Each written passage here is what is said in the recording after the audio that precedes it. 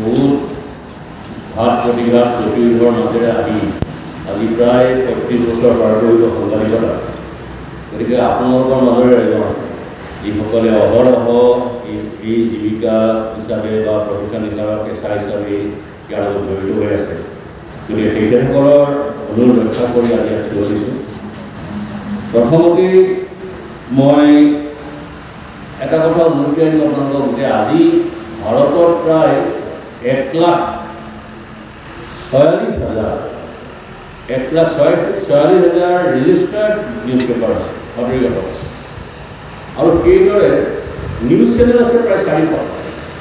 গতিকে এই যে সাংবাদিকতাৰ সংকট আদি কথা কৈ থকা হয়, মই আচৰিতে হওঁ যে ইমান এটা ব্যাপক বিস্তৃত এটা মাধ্যম সাংবাদিকতাৰ ইয়াত বিশ্বৰে হয়তো সৰ্ববৃহৎ মাধ্যম আমাৰ এইটো পৰিসৰৰ এটা মাধ্যম ভাৰত কিদৰে সাংবাদিকতাৰ বা সংবাদ মাধ্যমৰ সংকট আহিছে, কিদৰে আজি এই এটা দুৰ্বল ৰূপ পাইছে।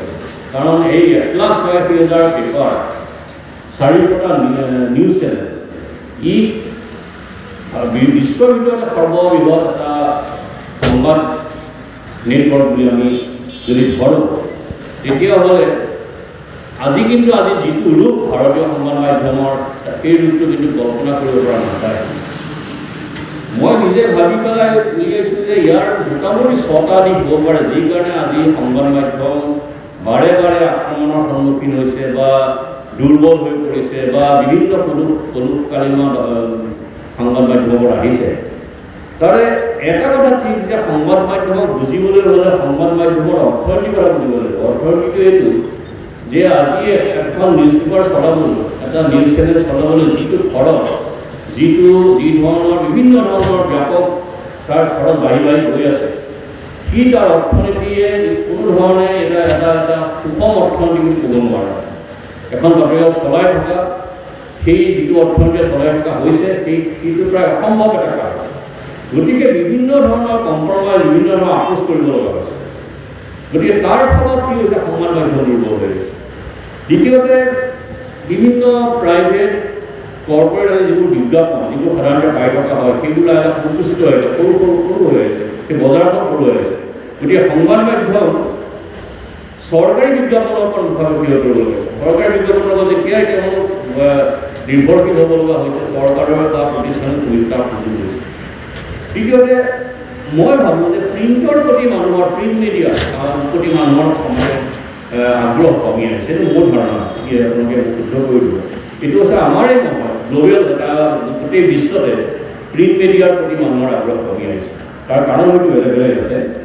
আৰু এই যে ছ'চিয়েল মিডিয়া আহিলে, ফেচবুক হওক, টুইটাৰ হওক বা ইনষ্টাগ্ৰাম হওক, কনভেনশ্যনেল সংবাদ মাধ্যমতে এটা প্ৰত্যাহ্বান যে ফেচবুকে যিখিনি বাতৰি অনবৰত চকুৰ আগত দি আহিছে, মোবাইল নেটৱৰ্কে দি আহিছে বা ইনষ্টাগ্ৰামে দি আহিছে, সি কিন্তু এটা আমাৰ যিটো কনভেনশ্যনেল সংবাদ মাধ্যম, তাক সাংঘাতিক এটা ডাঙৰ প্ৰত্যাহ্বান জনাইছে।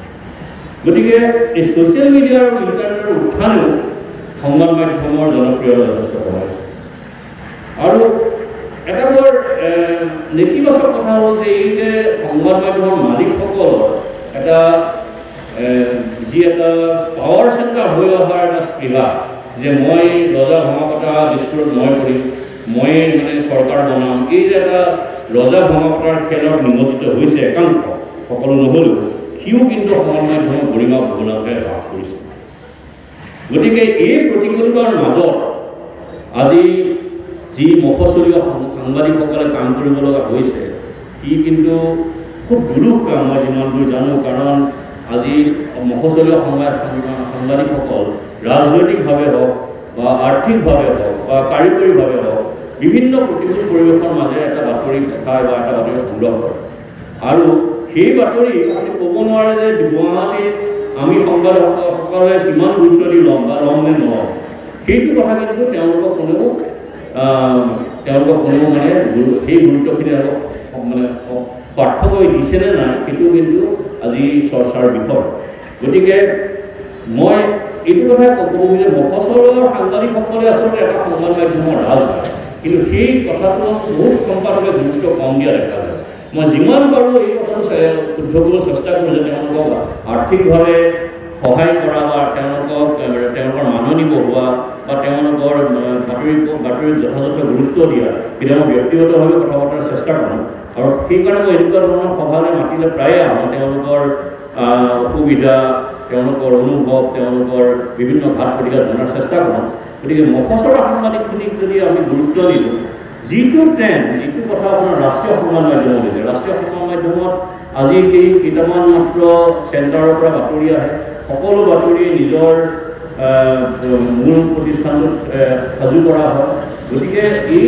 মফচলীয় সংবাদ যেতিয়া আপোনাৰ মূল কেন্দ্ৰটোলৈ নাহে তেতিয়া কিন্তু সমাজৰ আচল প্ৰতিফলন দেশৰ আচল প্ৰতিফলন নহয় গতিকে এইখিনি ইমান গুৰুত্বপূৰ্ণ মফচলৰ সাংবাদিকসকল আজি কিন্তু তেখেতসকলৰ গুৰুত্ব হ্ৰাস হোৱাৰ কাৰণ আছে অন্য কাৰণো আছে ইও এটা কাৰণ